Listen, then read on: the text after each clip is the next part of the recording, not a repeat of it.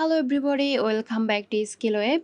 In this video, I will show you how to convert WAV to MP3. So let's get started the video. To convert WAV to MP3, I'm going to use this website called CloudConvert. Open your web browser, search for CloudConvert. Once you are on the website, click on Select File.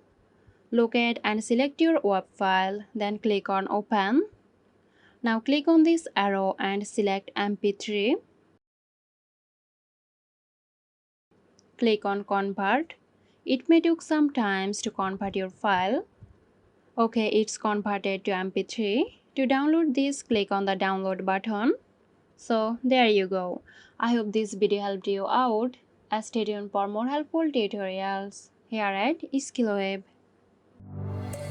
This video is sponsored by Zerosoft. Zerosoft offers graphic design, UI UX design, digital marketing and web development.